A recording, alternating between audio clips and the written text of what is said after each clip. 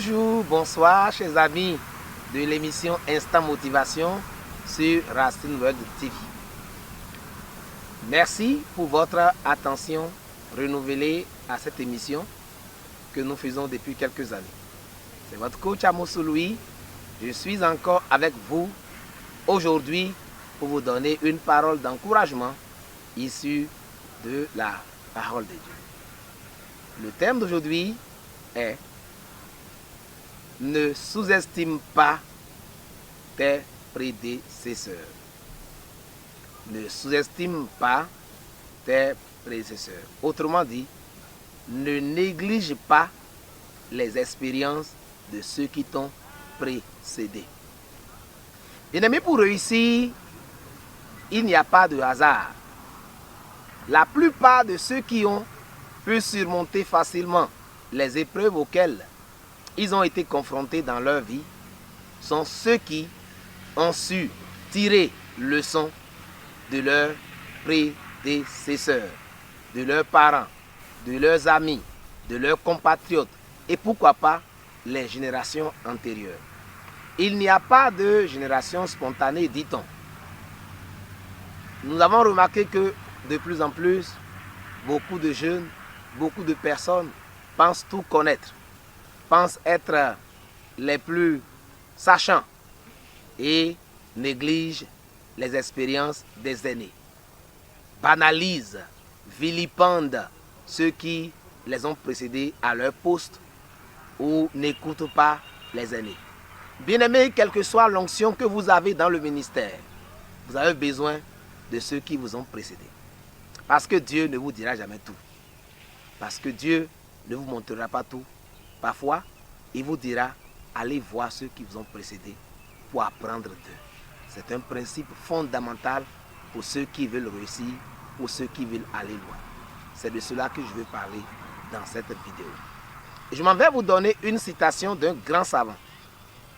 Il dit, si j'ai pu arriver là où je suis, c'est que j'ai su me hisser sur les épaules de mes prédécesseurs. Si j'ai pu arriver là où je suis, c'est que j'ai su me hisser sur les épaules de mes prédécesseurs. Cette parole vient de Newton.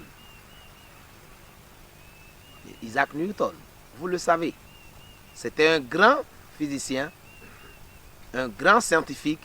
C'est lui qui a découvert la loi P égale à mg. Vous voyez, quand un objet est lancé, il tombe sous l'effet de son poids. C'est lui qui a permis de pouvoir montrer la notion du poids. Et Newton a dit que s'il a pu arriver à faire tout ce qu'il a fait, c'est qu'il n'est pas tombé du ciel. Il a su s'inspirer de ceux qui l'ont précédé dans la physique. Bien-aimé, vous êtes un homme de Dieu. Vous êtes un chercheur, un mathématicien, un physicien, un chantre, un moniteur. Je ne sais pas ce que vous faites. Ne pensez pas que vous allez inventer la roue. Il n'y a pas de roue à inventer. Ceux qui vont loin, c'est ceux qui se servent de ce qui a été déjà fait et qui l'améliorent. Beaucoup de chrétiens aujourd'hui pensent connaître tout. Diabolisent même nos parents. Nos parents, c'est vrai, pour la plupart ne connaissent pas Dieu. Mais ils ne sont pas dépourvus de connaissances. Il y a des choses qu'ils connaissent que vous ne connaissez pas, dans bien de domaines. Et si nous les diabolisons et ne les écoutons pas, nous n'allons pas réussir facilement. Il y a un proverbe africain qui dit, un vieux qui est assis voit plus loin qu'un jeune qui est debout. C'est dire que il y a toujours quelque chose qui est issu de l'expérience que les aînés ont. Je vois ce message comme étant une prophétie pour toi, mon frère ou ma soeur. Je ne sais pas ce que tu vis, mais la sagesse veut que tu sois humble, que nous soyons humbles, pour toujours demander conseil à ceux qui nous ont précédés. Regardez Moïse dans la Bible, ce grand Moïse, qui passait, il a passé au moins 3 fois 40 jours sur la montagne à différentes périodes pour écouter Dieu. Il a reçu la loi. Mais lorsque Moïse, à un moment donné, était confronté au peuple qui avait différents problèmes, Moïse passait 24 heures sur 24 presque à résoudre les problèmes humains. Mais pourquoi Dieu, qu'il a rencontré plusieurs fois, ne lui a pas dit: Moïse, ce que tu fais n'est pas bien? Dieu a utilisé son beau-père, plus âgé que lui, plus expérimenté que lui dans les affaires humaines, pour lui dire: Moïse, ce que tu fais là, tu vas t'éreinter, tu vas t'épuiser, tu risques de vite mourir même. Il faut juste nommer des responsables de 10, de 50, de 100 et laisse-les gérer. Moïse a appris sa première leçon de management des ressources humaines à travers son beau-père. Il n'a pas dit: mais moi je suis un loin de Dieu. Je parle avec Dieu. Dieu parle avec moi bouche à bouche comme ça. Quand je sortais de sa présence, mon visage était rayonnant, glorieux. Parce qu'il a dit, quand Moïse descendait de la présence de Dieu, son visage était tellement rayonnant que les gens ne pouvaient pas le regarder de face.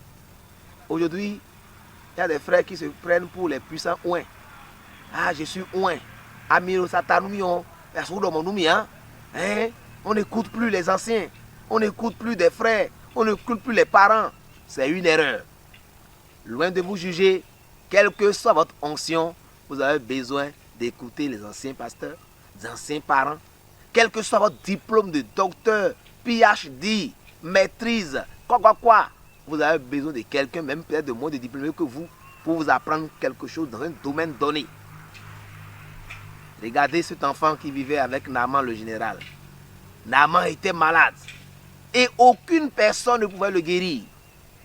Mais il y avait l'enfant israélite qui est dans sa maison depuis des années, qui n'a pas été à l'école. C'est l'enfant là qui lui a dit: je connais quelqu'un. Vous voyez un peu? Je connais quelqu'un qui est dans Israël, qui peut te guérir, c'est un prophète. C'est pour dire que quoi? Parfois Dieu ne nous parle même pas des personnes que nous pouvons voir plus petites que nous, moins gradées que nous, moins sachant que nous. Regardons ce que la Bible nous dit dans le psaume 118 pour finir ce petit message, mais qui est d'une portée capitale pour changer le cours de ton histoire. Il est écrit dans psaume 118, verset 3, ce que nous avons entendu, ce que nous savons, ce que nos pères nous ont raconté, nous ne le cacherons point à leurs enfants. Alléluia. Ce que nous avons entendu, ce que nos pères nous ont raconté. Les Israélites étaient confrontés à des situations et ils ont dit: nos parents nous avaient dit telle ou telle chose. Bien-aimés, est-ce qu'aujourd'hui, vous ne diabolisez pas votre maman sous prétexte qu'elle est païenne, qu'elle est sorcière, qu'elle est ceci? Ta maman a certainement quelque chose à t'apprendre. Ton père, je ne sais pas son niveau d'études, même s'il n'a jamais été à l'école, il y a quelque chose qui va t'apprendre. Ce message vise à parler à quelqu'un qui pense tout connaître, qui pense être déjà arrivé au sommet. Mon frère, quel que soit là où tu es arrivé, tu as encore quelque chose à apprendre de quelqu'un. En sortant de ce message, dis-toi que tu as besoin de connaître ton histoire, l'histoire de tes parents, ceux qui t'ont précédé, quels sont leurs hauts, quels sont leurs bas. Allez lire les bibliographies de ceux qui nous ont, les biographies de ceux qui nous ont précédés.